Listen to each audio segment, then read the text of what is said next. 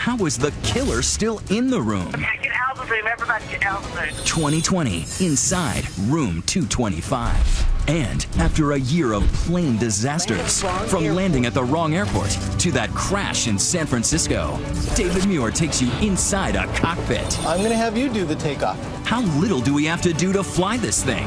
Are pilots or computers now flying our planes? And what happens when the autopilot is shut down? Could we save the flight? Out of control. Plus, Overboard on that cruise. The next thing I knew, I was falling. 7 stories down, plunging into the dark water, all caught on tape. And sexed up to taped up. All stars to amateurs. Who gets your vote tonight for the most horrible passenger ever? Yes, I pee on the plane. Imperfect Getaways. Here's Elizabeth Vargas and David Muir. We're starting here tonight in the middle of a Memorial Day weekend, and of course that means the kickoff to all of your summer getaways with the family. But you're about to see what happens when one getaway takes a mysterious and deadly turn. That's right, a mother and a son on a trip to a hotel in the mountains. But a quiet killer was waiting there and had struck in the same room just weeks before.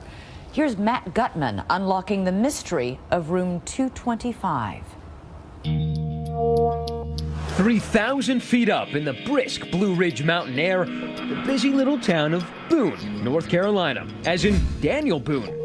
He camped here, and 200 years later, the tourists are still coming. It's a college town. It's one of those things that's like a small community. Just about everybody knows everyone. Where everybody's welcome at the Best Western Hotel. Cable TV, buffet breakfast, an indoor heated swimming pool, one of the few in town.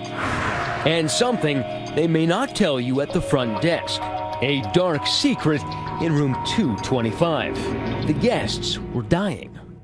Tell me about the day that you decided to drive up to Boone. We were going to pick up our daughter from science camp that she was up there in. Jeannie Williams decided at the last minute to turn a day trip from the family farm in Rock Hill, South Carolina, into an overnight adventure for her homeschooled 11-year-old son, Jeffrey. He just liked hotels. He liked to travel, and that was a neat thing to do for some reason, and he just enjoyed it. They check into the Best Western in Boone on June 7th, 2013, but not into room 225. Newspaper reporter Elizabeth Leland. And now, in one of those terrible, tragic ironies in this case, the room they were in reeked so much of cigarette smoke that they asked to be switched to another room. They were upgraded to room 225. Was it a nice room? It was a nice room. It was a big room, and it had a fireplace, and it had a kind of heart-shaped tub. Jeffrey wasn't quite sure about that. He thought that was quite interesting and never had seen that before. Was there anything unusual about the room? No, there was nothing. Jeffrey is in bed in his PJs. My last vision I have of him is just sitting on the edge of the bed and him holding the iPad and playing a game. But something comes over Jeannie. I started feeling bad and just kind of a stomach ache kind of feel. I thought maybe something I had eaten. In the bathroom, it gets worse. 911 worse, but her phone is in the other room. And I'm thinking, I just got to get to my phone. And I remember on the floor reaching and trying to get to the door, to open the door. And I couldn't. And then that's the last thing I remember. And I fell, I guess. The next morning, Brianne Williams waiting for her mother and brother, but they never show. This is not typical of your mother. No. I remember sitting at the lunch table. All of my friends were around me, and I said, something's wrong. She calls her dad. He calls the hotel. A clerk checks on room 225 and finds Jeannie and Jeffrey. They never left the room. Ma'am, that's 2 bodies, and I need some help down here now. Okay, are they breathing? Are they awake? No, they're not. Just please hurry. Next thing I remember is waking up in the hospital room. I couldn't talk. I guess that was from being in a coma. He got me a notepad and a pencil or pen because I wanted to know where Jeffrey was. Jeannie scribbles a B for Bit, her husband's pet name for their son. And then he said Bit. And that's when he told me that Jeffrey was with Jesus.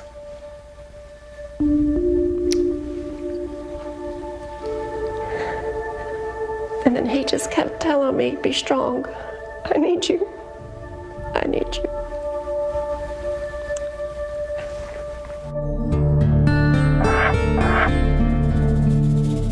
How did Jeffrey die? The first clue was in that 911 call from the Best Western. This just happened to us last month, so please come help us. Hear that? Just happened to us last month? Then she says it again.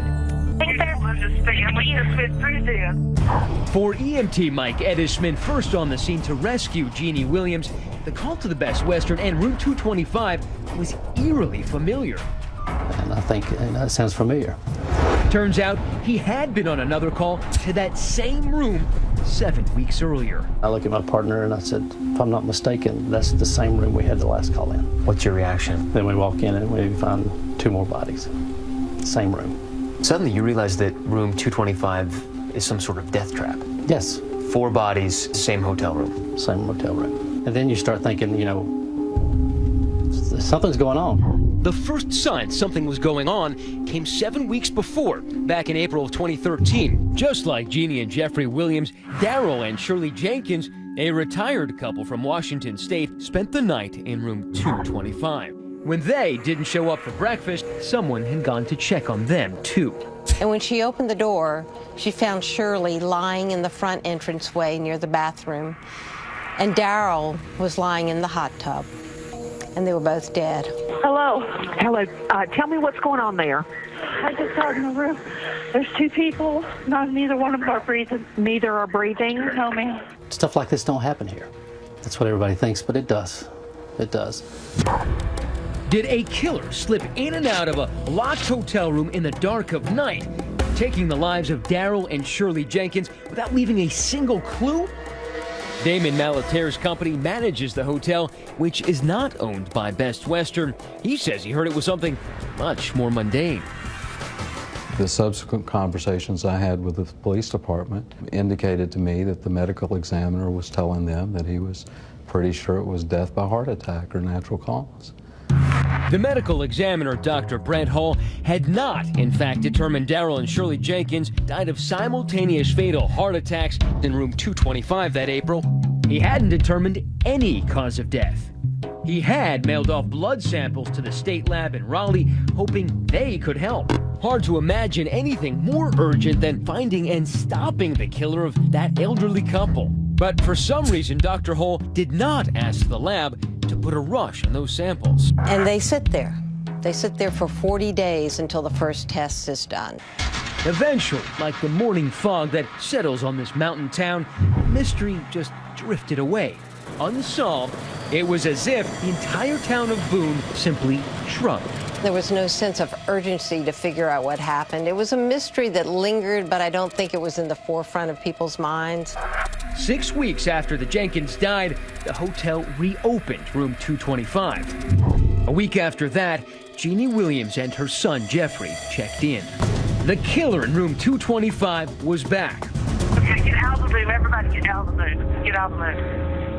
Okay. Okay, ma'am. We're out. Okay. Oh, ma'am, this is awful. Please. When we come back, the killer revealed, and the businessman who could go to prison. I need to go. Please. Okay.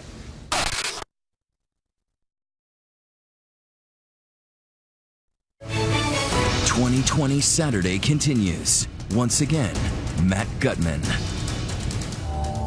Room 225 at the Best Western in the tourist town of Boone, North Carolina. One room in just 2 months, 3 deaths. Elderly male, elderly female, neither one is breathing, has CPR in progress. First, it was Daryl and Shirley Jenkins, found dead in room 225. Is anyone there willing to attempt CPR, or do you think they're doing it right now? They are doing CPR right now? Doing it since we found them. Okay. Four people working on them, and there's no response. That was April 16th. 3 days later, the Solinsky family throws a birthday pool party and sleepover at the hotel for their daughter Levi and 8 friends. They check into room 325. No one tells them about the Jenkins tragedy in the room just below. And soon enough, they have a disaster of their own. All girls were very sick, puking in bathtubs, sinks, toilets. While I'm calling their parents, they were falling off like flies. It was pretty scary. It was just supposed to be fun, and then it turns dangerous. Zielinski says she complained to the front desk. I told him again in the morning, there's an environmental hazard in this room. You need to get somebody in here. Nobody ever said, well, actually, last week, this happened below you. My name was written on a yellow sticky note, and I was told the general manager would be told. But Damon Malater, whose company managed the hotel, swears the clerk never told him. So you were not informed by your employees that people had gotten sick in the room right above 225. I wasn't. And then, even though the medical examiner had not yet determined what killed the Jenkins, 6 weeks later, Malater reopened room 225. You thought there was no reason to be suspicious of something inside the room. We never would have reopened that room if we had any thoughts whatsoever that there was something wrong or that would hurt somebody. The death trap was ready for its next victims, Jeannie Williams and her 11-year-old son, Jeffrey. I think he was laying on the covers, just like he went to sleep. In his pajamas? Yes. Somehow, Jeannie survived. She's not talking, right? She's unconscious. She's unconscious, but she is alive. But this time, an alert 911 operator realizes the deadly danger is right there in room 225. Okay, I'm going to need you to just to go ahead and get out of that room. Medicate. Okay, get out of the room. Everybody get out of the room. Get out of the room. First responders arrive. Their hazmat detectors go crazy. They follow a toxic trail downstairs, past the pool, and at last corner the killer. A faulty pool heater which generates carbon monoxide, an odorless, invisible, and deadly gas. The heater's exhaust pipe was supposed to conduct the carbon monoxide safely outside. But hidden under a drop ceiling right under room 225, state investigators find the pipe is busted, full of holes, propped up with a VHS cassette tape and a hotel ice bucket, spewing poison gas into the room above. Malater, the manager, says he knew nothing of these problems. Why wasn't the killer in room 225 stopped before Jeffrey Williams died? The police investigation and 2020 reporting shows he died of a tragedy of errors. Attorney Chad Petit says soon after the Jenkins were killed, their family warned the Best Western that they suspected carbon monoxide was to blame. That was before Jeffrey died. So they were warned before Jeffrey died that there could be a carbon monoxide problem? Absolutely. By the family of people who had just been killed in that same room, and they didn't do anything about it? Apparently, if they did, it wasn't enough. The hotel manager at the time says authorities never mentioned carbon monoxide. Do you feel any responsibility for what happened? I don't believe that anybody in any way involved, whether it be the authorities or the contractors or my employees or myself, should go to bed tonight and not feel responsibility. But what you're saying is that doesn't mean you're criminally culpable. I would never willfully hurt a guest if I knew that I could keep that from happening. The most outrageous failure of all? The state tells 2020 it sent Shirley Jenkins' toxicology report showing she'd been killed by carbon monoxide to medical examiner Brent Hall on June 3rd, in plenty of time to save a little boy's life. Jeffrey Williams would not check in for another 4 days, but not a peep from Dr. Brent Hall, not a single warning. Is it possible that had the medical examiner who had the report, the autopsy, saying that it was carbon monoxide poisoning that had killed the Jenkins in the same room in which Jeffrey Williams was staying, and he had delivered that report to the hotel or the police, Jeffrey might still be alive? I absolutely agree with that. We went to Dr. Hall's office where a receptionist was unreceptive. Hi there. Yes, ma'am. I'm Matt Gutman from ABC News. Hi. Okay, I'm not interested, thanks. Hall has resigned as the medical examiner. This isn't the first time carbon monoxide has killed in a hotel. Dr. Lyndall Weaver has been warning about the danger for years. The reason a hotel is particularly dangerous is really because of the sheer number of people who could be there. Weaver studied carbon monoxide incidents in motels, hotels, and resorts. In one 5-year period, more than 750 people were poisoned. Like the group of 5 boys celebrating a birthday in a Miami hotel, all of them killed. It is exceedingly dangerous. If the levels are high enough, it can kill people in minutes. Unlike smoke detectors, there is no federal requirement for carbon monoxide detectors in hotel rooms. A handful of states, now including North Carolina, do require them in some areas of the hotel. Jeffrey Williams' family is starting a foundation to raise awareness. And it's very simple. Carbon monoxide detectors are cheap in the grand scheme of life. In January, a grand jury handed up indictments on the case, 3 counts of involuntary manslaughter and aggravated assault for Jeannie Williams' injuries. The DA's office decided to submit to the grand jury one name, and that name being Barry Damon Malatier. Malatier says his legal troubles don't compare to what the families of the victims have gone through. How often do you think about this? Every day. That boy, that elderly couple. Every day. I need the cut. Heartbreaking. All that sweet Blue Ridge mountain air right outside the window, and inside room 225, people literally dying for a breath of fresh air. Amidst all that grief, the Williams can't seem to catch theirs. Jeannie Williams was reminded of what she lost at a recent wedding. When it came time for the mother and the groom dance, I won't have that.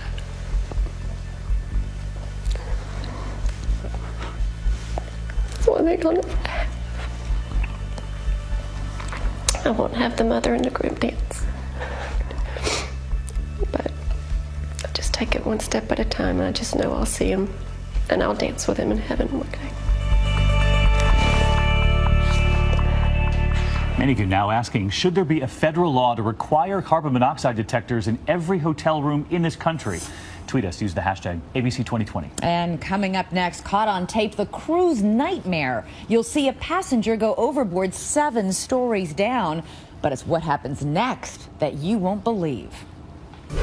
Next, amazing video. That speck is a person plummeting 7 stories overboard. Even more amazing, she survived. It's pitch black outside. You're in the middle of the ocean, all alone. Waiting for rescue. Coming up.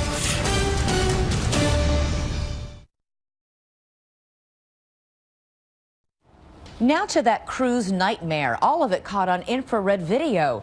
Some 20 million people a year take to the seas completely safely, but there are those very rare cases of passengers who do go overboard. Tonight here, one woman who went over the edge literally 7 stories down into the darkness of the night, bobbing in the water and living to tell about it. Here's ABC's Rena Ninan. Nearly 18 million people took cruises last year, and if you were one of them, you probably stood at the ship's railing, enjoying the view, and wondered, even for a moment, what would happen if I went overboard? What you've probably never seen is a vacation video like this. I remember looking over the water, looking at the ship, and the next thing I knew, I was falling. Sarah Kirby is the woman in free fall on the video.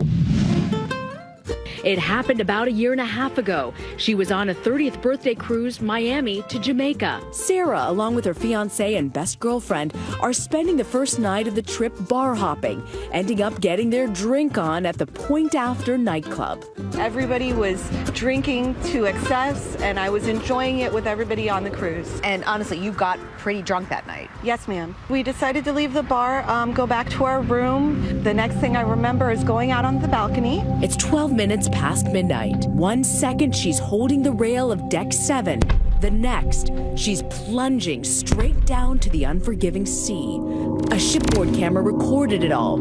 She plummets about 2 stories, slamming into a lifeboat, then dropping another 5 stories into the water.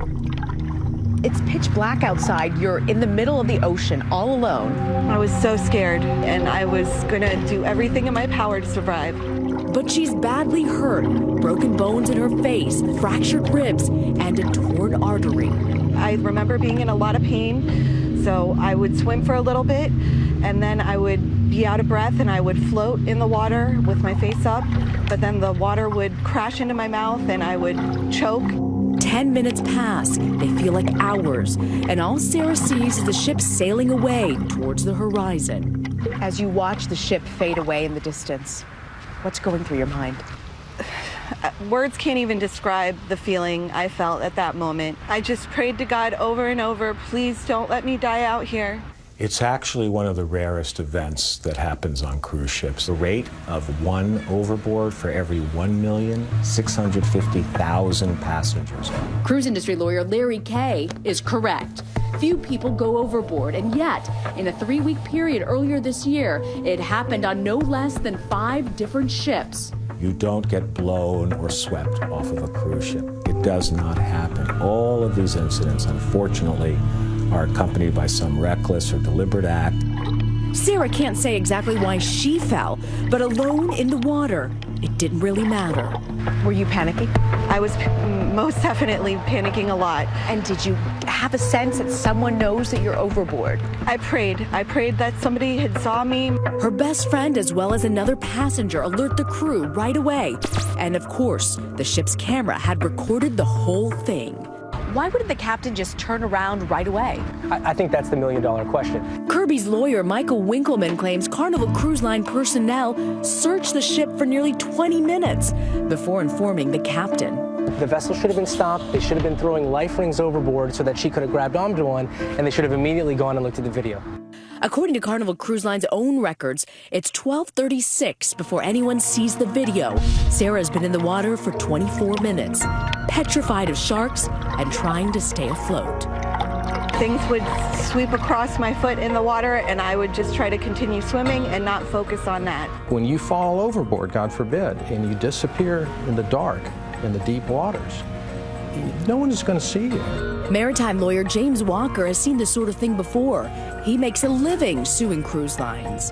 They may have a closed-circuit television camera on the deck, but it's not monitored and it's not connected to an alarm. Walker is representing the family of Jason Rapay, a man who didn't survive when he went overboard off another ship. The way systems work now is there's no detection system. The ships will continue to sail on for 2 or 3 hours. By the time the Coast Guard searched for Jason, they couldn't find a body. But in Sarah Kirby's case, folks, I have some very good news. We have found. The video gave them a specific time and place. It's 1:43 a.m. when Sarah is spotted, an hour and 31 minutes after she fell. The relief of seeing something in the ocean other than me was unbelievable, that something was out there that could help me. And we are now bringing her back on board the vessel. 1:53 a.m., she's back on board. What would it take to make rescues at sea happen faster? What we have here is a camera, a laser sensor, and we have software that is running on the screen behind us. Dave Leone says his company, Radio Zealand, has got a ship-shaped system already. So I guess you need someone to jump off the boat to demonstrate this. If you're up for it. To see how it works, gotta put this on? Sure. I will take the plunge. Here we go. Let's do it. 3, 2, 1. By the time I hit the water, an alarm is sounding, and the system indicates exactly where I went overboard. From this demonstration, it seems like it works, so why don't cruise ships use it? That's the question we've been asking. The vendors of these systems are very anxious to bring them to market. You can have birds set it off. You can have debris of any kind floating in the air, set it off. These detection systems are not perfected. Obviously, this demonstration was on a boat, not a giant cruise ship, and on calm water. Carnival Cruise Line, the industry's largest, tells 2020 extensive testing at sea has yet to reveal any system that meets its standards. In fact, few ships have one. Our parent company Disney tells 2020 it does have the technology on its ships. As for Sarah, she's recovering, but even though the ship saved her life, she hired a lawyer and is suing. You're suing a cruise line that did ultimately rescue her within a short period of time, and she was, by her own admission, intoxicated. Is this suit really fair? Absolutely, 100% fair. What Carnival did was wrong. They overserved her alcohol, and when she went overboard, they had awful policies and procedures in place. What's the point in having a camera if there's no one there watching it? In a statement to 2020, Carnival Cruise Line says that the claims in this suit are completely unsupported and contradicted by the evidence in the case. I call it sail and sue. We deal with it all the time. I think cruise ships are probably the safest vacation option available to most people. For me, the only safer vacation option would be in my backyard. No word if Sarah's next vacation will be in her backyard, but it's a sure bet she won't be cruising again anytime soon. Next, airplanes out of control. From landing at the wrong airport to the Asiana crash. Are computers in the cockpit doing too much and pilots too little? How many minutes are we talking where you're actually working the cockpit? 3 minutes. 3 minutes on a 7-hour flight. Shocking lessons from the control deck. With all of your summer trips ahead, you'd like to think that those high-tech cockpits on planes are making flying safer, and they are. But what happens when those computers suddenly shut off? Are pilots really ready to take over? Tonight here, I take you inside the cockpit. How quickly are we able to turn the whole flight right over to the computers?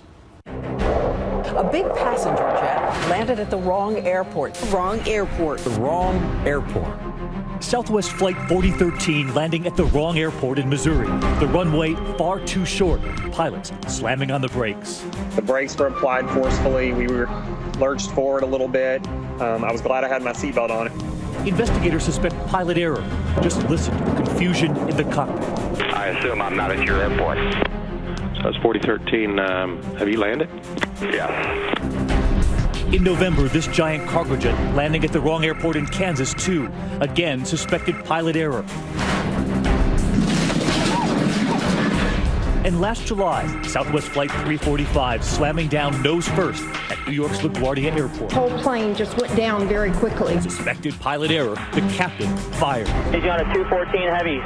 And these stunning images released of that crash landing in San Francisco, Asiana Flight 214, slamming down far too short on the runway.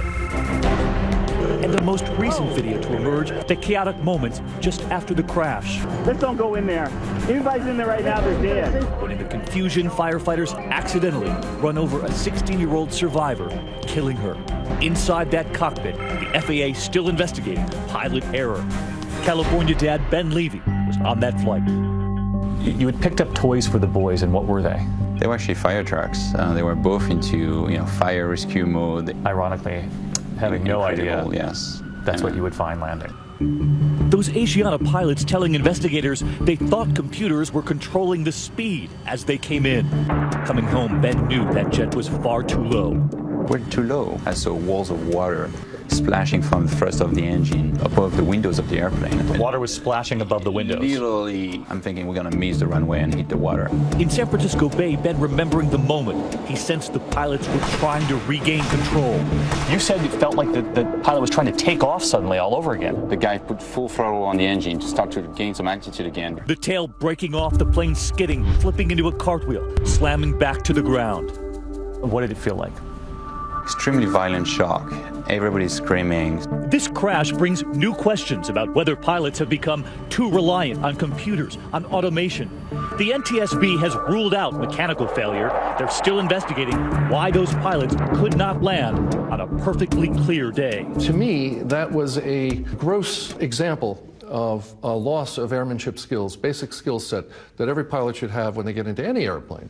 Retired American Airlines pilot Tom Casey says pilots are now relying too heavily on automation. When the technology has grown to such sophistication, the pilot has kind of been squeezed out of the process. The pilot's been turned into a passenger.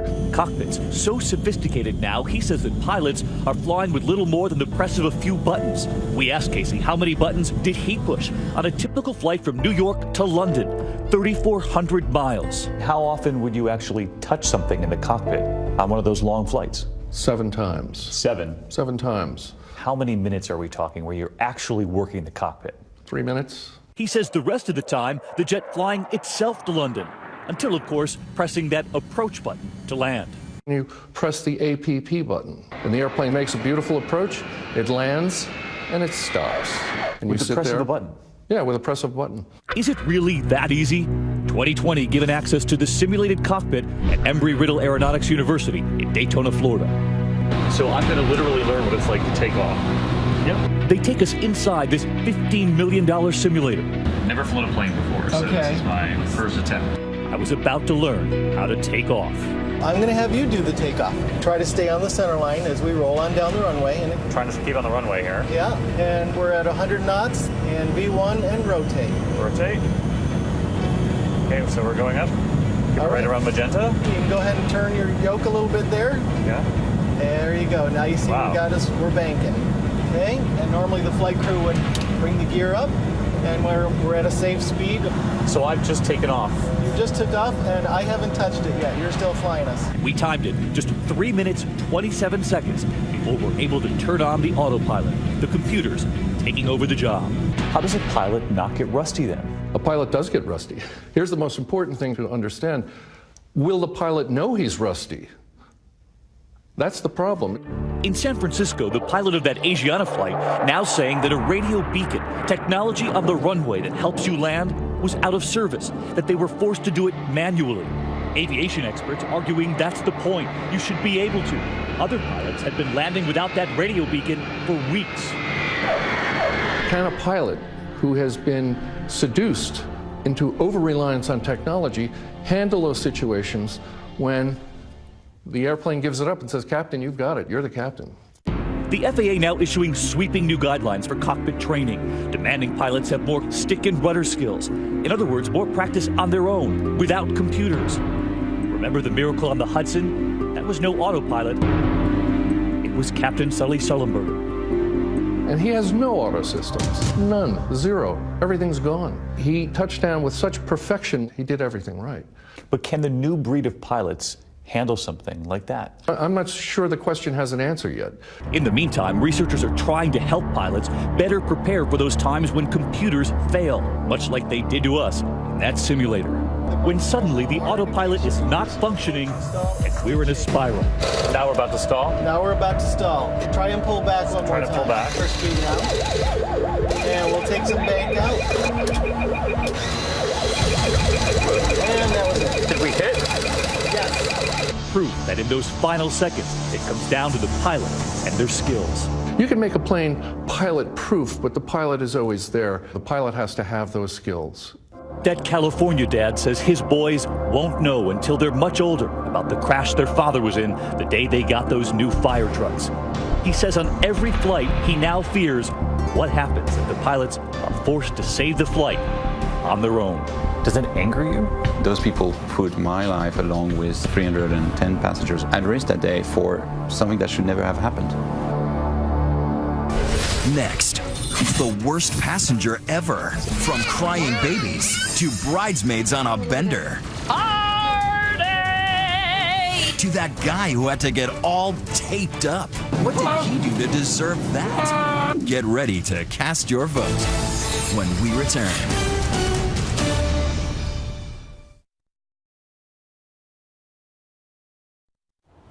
We've all been there before, on a flight next to someone who's, let's just say, isn't ideal. Snoring, loud headphones, taking up too much room, talking too much. What happens when they fall asleep in your lap? ABC's Nick Watt with the contenders tonight for the worst passenger ever. We're talking about a volatile mixture of crowds, delays, security, fear of flying, screaming babies, and a bucket load of liquor. And anything can happen. What about this? A pair of tipsy mums taking the security check too seriously. And then there's this. Sweet senior falling in with the wrong crowd en route to Cabo. Women can pull off a Funny man Hal Sparks has seen it all. That some people just aren't good in normal life. And then they get in a plane and they don't understand how it stays in the air. They're slightly claustrophobic, agoraphobic. They all come together on a plane. Heather Poole is a flight attendant. You're on the front line. I'm the punching bag. She says it's a potential powder keg up there. You've got half a millimeter between the person sitting next to you, and there's 160 passengers in a flying tube at 30,000 feet. Now for a more buttoned-down perspective, Mary Schiavo, a former Inspector General for the Department of Transportation. Alcohol and aviation do not mix. She's now a lawyer who defends passengers accused of being unruly. Oh, look at that. She's talking, you know, Kristen Wiig on Bridesmaids. Ready to party! But for our unscientific survey of the worst airline passengers, let's just start with the naughty nakeds. Full disclosure, I did, when I was stuck over Christmas one year, I met a girl in the airport and we pretended to be a couple so that we could get on a flight together. And by the end of the flight, we were. That's all I'm saying. I myself don't usually touch any blanket on the plane that isn't wrapped for that reason. Like this pair of strangers, fined nearly $5,000 for getting ridiculously friendly on a flight from Dallas to England. And it turns out they were each married to other people, so the consequences were great. Even more alarming, the solo nude. So imagine you're rolling the cart back, and you get to the last row, and there's a naked lady sitting in the row. But the great thing about her was she still had her seatbelt on. That's just unsanitary. Next, the biggest category, the belligerent boozers. Like our duct-taped man who apparently drank a bottle of duty-free liquor on a flight from Iceland to JFK and started screaming, "The plane is gonna crash!"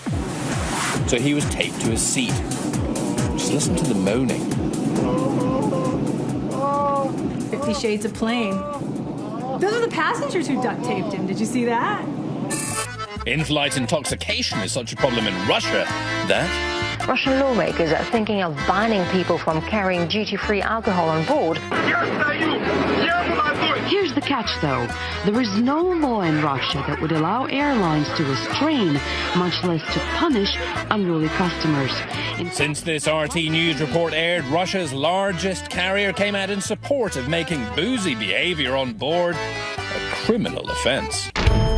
In January, Jennifer Lauren, niece of Ralph, was fined $2,700 for allegedly getting drunk and air ragey.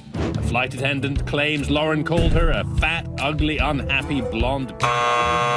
Lauren pled guilty, but later told the New York Post the allegations are all lies. She claims flight attendants threatened me. The law is very strict about alcohol up in the air. The airline is not allowed to board a passenger who appears to be inebriated. And an airline cannot, by federal law, serve any passenger to the point of inebriation. Do you cut people off if you think they're too drunk? Of course, we have to. They might not know it. We have tricks. Their Jack and Coke might become a lot of Coke and very little Jack. It's fine if you get drunk and just pass out. No, it's not okay if you pass out. If something goes wrong in flight, we can't be taking 140 limp noodles by the ankles and pull them off the airplane. It's basically a sobering spray that's on the horizon. In the next 5 to 10 years, there will be a spray that you spray in somebody's mouth. You just hold them down, and they kind of come to. Wow, I was sorry about that, everyone. Who pulled up my pants? I know it wasn't me. Remember Gerard Depardieu? Hello. The inexplicably attractive star of Green Card? Apparently, after a glass or two, he